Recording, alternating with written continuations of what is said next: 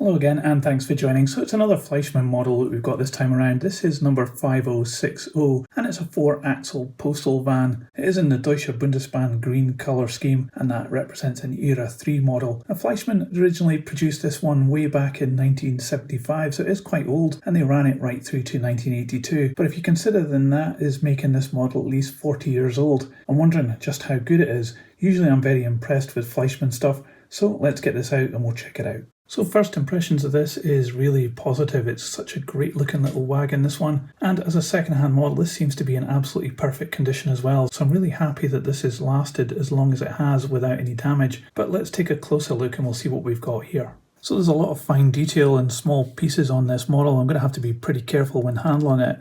I do like the design of this wagon because it tapers at this point here where the doors are. It's really quite a neat little design of vehicle. And while we're looking up here on the roof, you can see that it does actually have some moulding marks, like here where there's a little bit of a sag, and there's another one over here as well. So it's not the most perfect of roof, but it's not too bad. I think it's got some dirt there as well. I don't think that's factory weathering, but I do like the fact that it's got windows up here, it's fully glazed, and it's also flush fit glazing. We have these little pieces added on as well, 2 here and 1 here, and they're made in metal, so that's really good. They can withstand a few knocks, and being on the roof is going to inevitably happen. But we do have these little plastic pieces sticking up here, and also 2 on this end, and we have 1 that's bashed down a little bit here in this corner. So obviously these are going to get broken at some point, and this one's just hanging on for dear life here, unfortunately. Might have to rescue that with a bit of glue. So at this end of the van, we've got a few extra pieces added on. We've got this little bit of metal work, or supposed metal work in plastic going around here, and a little bracket here as well, and a kick down plate, which are all extra pieces. And looking down the side of this wagon, we've got the printing up here, which is all very clear. We've got some more here in the Deutsche Bahn logo. I think this kind of patina effect here isn't actually from the factory, and it's just aging naturally, which looks really cool actually. And we've got this part here with some more printing on it, and we've got the little post box as well. Now I love the fact that you could actually put letters into these vans and then it would get delivered as well. What a fantastic idea to post your post actually directly into the railway wagon. We've also got printing down on the chassis here, which has got a lot of fine detail and really good brackets. And we have these running boards as well, which have been added onto the chassis with steps coming down here and also at this end as well. The actual main moulding has got some really great details around the door. I love the bars on the window as well, and also these windows as well have the bars on it too.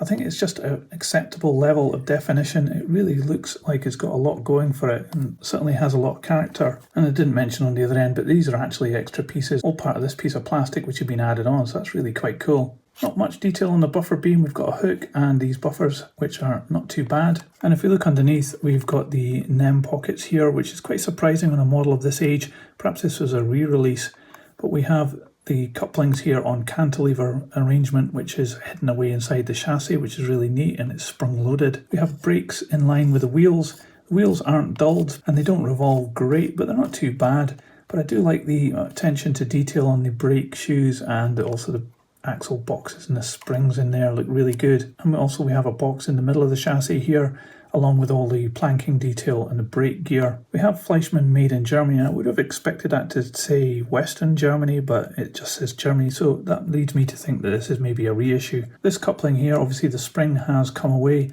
and it's just flopping about here. I don't think the spring's actually inside this model, but maybe we need to open it up and check it out. Well, that was unexpected. I didn't actually think that we had lighting on this, but we do, because there's a bulb there in the middle of the wagon. And now that I look underneath, I can see that we actually have pickup from all wheels as well, which is quite incredible.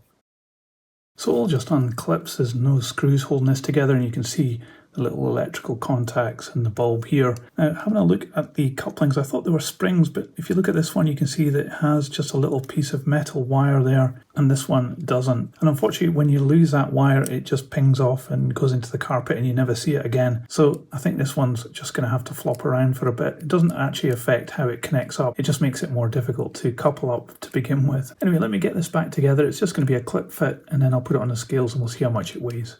So this model comes in at 52 grams.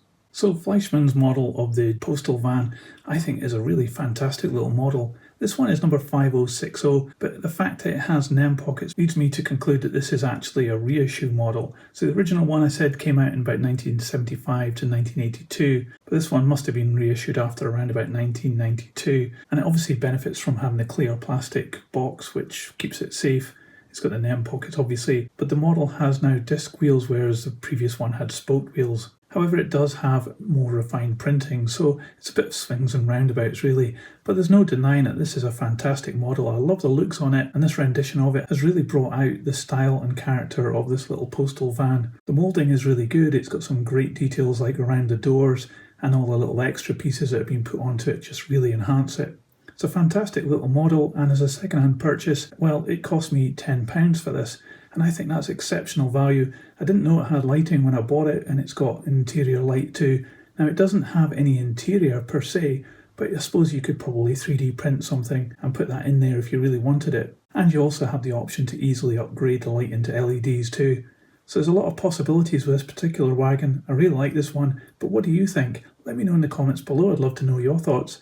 And if you liked this video, don't forget to give it a thumbs up, it really helps this channel. I'll put this on the turntable so you can see all the way around, and another video will appear in a moment, so just click on that and I'll see you there. But thanks for checking out this postal van with me, I hope you enjoyed it, and I'll see you on the next one. So model train, model world, choo-choo, model trains, in tiny worlds, choo-choo, model trains, model world, choo-choo, model trains, in tiny worlds, choo-choo.